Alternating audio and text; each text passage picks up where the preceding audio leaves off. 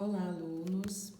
Vamos para mais uma aula. Hoje nós vamos trabalhar o livro Buriti mais História, tá? Seguindo o nosso cronograma, nós vamos trabalhar as páginas 48 e 49.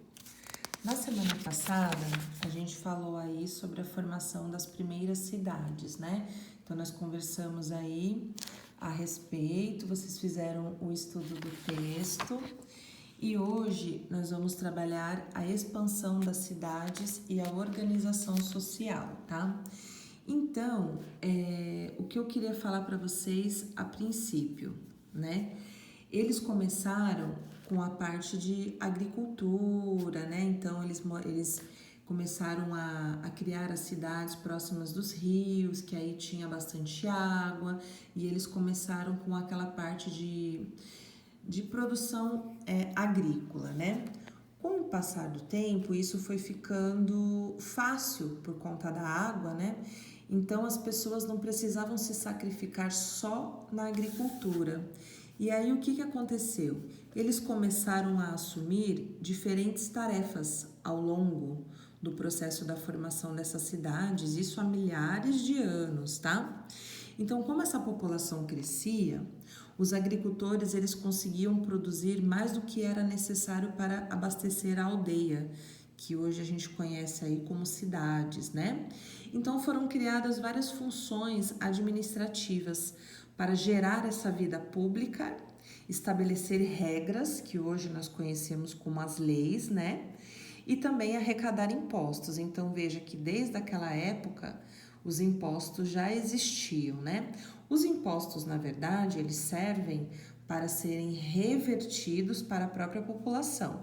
Então, eu pago o imposto e aquele dinheiro arrecadado, ele é investido para educação, para saúde, moradia, lazer, entre outras coisas, tá? É que existe muita corrupção, né? As pessoas roubam muito. Então, a gente vê os políticos, né, falando, eles roubam muito o dinheiro público. Então, por isso que a gente trabalhou em geografia aí nas aulas anteriores, né? Que existe aquela diferença social, aquela desigualdade por conta disso. Então, a gente consegue perceber que já tinha lá naquela época, tá? A gente vai falar um pouquinho aí sobre a expansão dessas cidades e como que se deu a organização social. Lembrando que a gente está sempre falando lá do outro lado que não seja da América, né? A gente está falando da África, do Oriente Médio, da Ásia, né? Lá do outro lado, porque essa parte da América, ela demorou um pouco para entrar na nossa história, né? Que era um lugar até então desconhecido, que foi descoberto milhares de anos depois de tudo isso aqui que a gente está aprendendo, tá bom? Então, ó, há cerca de 6.000 anos, né? Só para a gente ter uma ideia, nós estamos em 2021, depois de Cristo. Então, isso aconteceu antes de Cristo, né? Há cerca de 6.000 anos. Diversas cidades surgiram na Mesopotâmia e na África. Algumas delas conquistaram outros povos, então eles foram expandindo o domínio que eles tinham, né? E então eles foram se transformando em grandes impérios, eles foram ganhando poder, né? Enquanto isso, eles foram enriquecendo. Então, nós temos um exemplo aqui, o Império Egípcio e o Babilônico, que a gente vai conhecer mais aí ao longo dos estudos. Na Mesopotâmia, inicialmente, a administração de cada cidade era exercida por um sacerdote. Eles tinham muito essa ligação, né, com os padres, com os sacerdotes, com Deus, né? Então a igreja estava sempre presente nessa parte que envolvia política, organização social, né? Sempre tinha aí a presença forte dos sacerdotes, tá? À medida que as tarefas administrativas ficaram mais complexas, os palácios passaram a ser o centro administrativo do governo, exercido por um rei. Então, eles estipularam que nesses grandes impérios deveria alguém, né, que fosse o líder. E aí foram onde surgiram os reis, né, que a gente conhece aí. Hoje existem alguns países que ainda exercem a monarquia, por exemplo, na Inglaterra, né? Que tem lá a Rainha Elizabeth, que ela é muito conhecida, tem os príncipes, né? Então, em alguns países ainda do mundo, ainda existe a monarquia. Na maioria dos países existe o presidencialismo, né? Que é o país, ele é dirigido, ele é governado por um presidente da república. Em outros lugares, a monarquia, que ainda tem rei, rainha, príncipe, princesa, duque, duquesa e assim vai, tá bom? A expansão territorial e o aumento populacional exigiram mudanças na administração do território e na vida da sociedade. Então vamos lá relembrar. Eles começaram, né, eles tinham lá os povos nômades, que eram aqueles povos andantes, que eles ficavam num determinado lugar, caçavam, colhiam, tudo que eles podiam. Quando via que já ficava escasso, eles eram povos andantes, eles iam para outros lugares, sempre próxima, né, à beira dos rios, dos mares, para conter alimentos.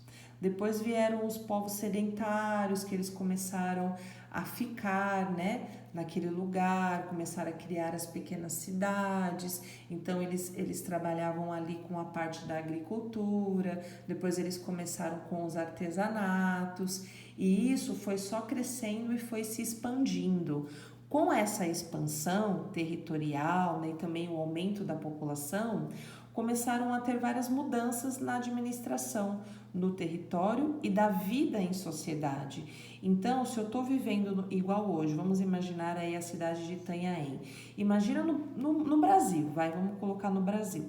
Imagina se não tivesse lei, não existissem as leis. Cada um ia fazer o que bem entendesse, ia matar, ia roubar, ia andar sem roupa na rua, um exemplo, né? Não ia ter leis, aí eu entrava na casa, roubava o filho do outro, ia viver roubava o esposo do outro, a esposa, um exemplo. Mas não, nós temos leis, né? Então nós temos que respeitar muitas coisas para se viver aqui no Brasil. Se a gente não cumpre com essas leis, existem as punições, né? Eu posso responder algum processo, eu posso ser preso, tem muitas coisas que podem acontecer se eu não respeitar essas leis. E isso que foi acontecendo lá naquela época, né? Essa vida em sociedade, ela exigiu que tivesse aí alguém que liderasse e, em contrapartida, houvessem as primeiras leis, né? Os impostos, tudo para que a cidade pudesse fluir e as pessoas falassem a mesma língua, vamos dizer assim, tá? Então, com uma oferta maior de produtos, o comércio entre os povos cresceu. Antes era só a agricultura e o artesanato, então isso foi crescendo, foi abrangendo e aí também aumentando a oferta de produtos, tá? Por isso, foram criados órgãos administrativos, né, que administrassem, e também essa parte jurídica, né, que é onde entram as leis, os impostos, como eu falei para vocês agora. Essa organização gerou novas profissões, pois era necessário defender o território, registrar o número de habitantes, calcular e cobrar impostos, construir prédios públicos, casas e diques, cultivar a terra, comercializar, aplicar as leis, etc. Então, começaram a surgir várias profissões. Havia muitas profissões essenciais à vida em sociedade: agricultores, artesãos, tesoureiros, tecelões, pintores, pedreiros, criadores de animais, soldados, músicos e muitas outras, né? Falando daquela época, né, não tinha uma faculdade que eu vou lá, me formo professora, médico, advogado, arquiteto, engenheiro, enfim, né? Mas eles foram se organizando entre si e cada um ficou aí com delegado, né? Cada um ficou delegado de uma profissão. E aí eles trabalhavam em sociedade, tinham os impostos que eles pagavam e cumpriam as leis de acordo com o rei, tá bom? Aqui nós temos uma imagem, né? É um espelho de cerca de 3.000 anos que foi encontrado em Lahun, que é uma cidade planejada em que residiam sacerdotes e artesãos, na região de Fayum, lá no Egito, tá? Então, aqui nós já estudamos, aqui a gente vai falar um pouquinho sobre a invenção da escrita, ó. O registro, porque lembra, vamos lembrar, né? Eles colocavam lá em cavernas os registros com desenhos, com alguns códigos que eles tinham, até chegar mesmo na invenção da escrita, tá? O registro das informações se tornou cada vez mais necessário.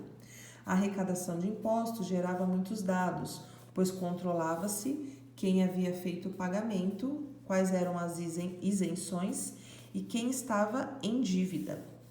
Para facilitar esse trabalho, os sumérios inventaram a escrita, que foi usada também para emitir decretos, definir fronteiras de territórios e fazer registros religiosos. No Egito, o domínio da escrita era muito valorizado e os escribas, né, aqueles que escrevem, eram as pessoas responsáveis por ela, tá? Então, aqui, só para a gente entender o que é isenção, liberar alguém de uma obrigação, de uma cobrança, tá?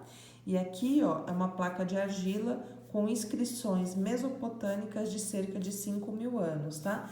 Então, eles tinham uma escrita diferente, não era ainda a que a gente já conhece, com letras, com números, tá?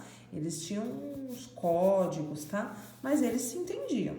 Essa era a escrita deles lá da época. Depois que a gente fez a leitura desta página, vocês vão lá na página 48, tá? E vocês vão responder o estudo do texto para mim.